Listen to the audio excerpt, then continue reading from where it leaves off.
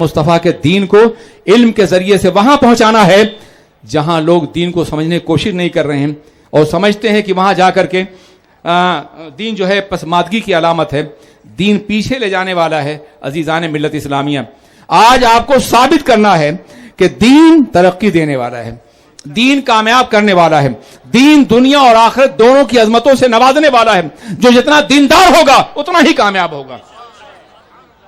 अगर दीन की बुनियाद पर पसमादगी होती तो मुसलमान मक्के से बाहर कभी कामयाब नहीं होता, मगर दीन पर अमल करने की बुनियाद पर, कुरान का इंसान बुनियाद बनने की बुनियाद पर एक सदी के अंदर दुनिया के 3 बर्राज़ों पे मुसलमानों का कंट्रोल नजर आता है।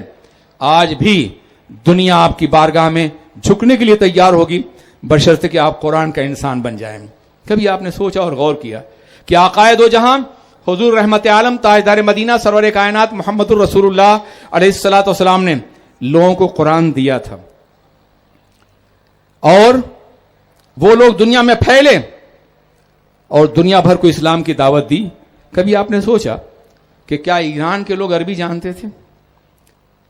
क्या चाइना के लोग अरबी जानते थे? क्या यूरोप के लोग अरबी जानते थे? क्या हिंदुस्तान के लोग अरबी जानते थे? कुरान ने इनकी जिंदगी में तब्दीली पैदा की, मगर कुरान की जुबान तो नहीं समझते थे, अरबी तो नहीं जानते थे ये। फिर कुरान ने यह तब्दीली कैसे पैदा की? बस ये बताना चाहूंगा। सरवरे कायनात ने हाथों में कुरान दिया था और जिंदगी कुरान के सांचे में ढाल दिया था। दुनिया उन कुरानों से निगाहें बंद कर सकती थी जो गिलाफों में छुपे हुए हो, मगर उन कुरानों से नहीं जो जिंदगियों से छलक रहे हों, जो जिंदगियों से नुमाया हों। एक मुसलमान जब भी कहीं जाता था तो उसकी पूरी जिंदगी कुरान के सांचे में ढली होती थी। वो कुरान का इंसान बन के जाता था, कुरान के आईने में कुरान की किरदार के साथ वो दुनिया के सामने पेश होता था। लोग अरबी नहीं जानते थे मगर कुरान के इंसान को जानते थे, लोग अरबी नहीं जानते थे मगर कुरान का इंसान देखते थे और पूरा का पूरा इलाका मुसलमान हो जाता है, पूरा का पूरा खित्ता मुसलमान हो जाता है। एक मुसलमान पूरी बस्ती को, पूरे शहर को, बल्कि पूरे मुल्क को इस्लाम की दौलत से आशना करता था। क्यों? वो कुरान के इंसान थे। हमें वही इंसान बनना है। सुन्नी दावत इस्लामी का बुनियादी मिजाज ये है कि हम कुरान पाक की तालीमात को इस तरह आम करें कि लोग कुरान पाक के सांचे में ढल करके दुनियावी कामयाबी हासिल करें और दीनी भी। आइए मैं इल्म के हवाले से बात करूं। बिलाशुबहा दीन का इल्म बेपनाह जरूरी है, बल्कि फर्ज है हर मुसलमान के ऊपर, मगर दुनिया के इल्म को हासिल करना भी बेपनाह जरूरी है। आप जरा कुरान अजीम का मुताला कीजिए।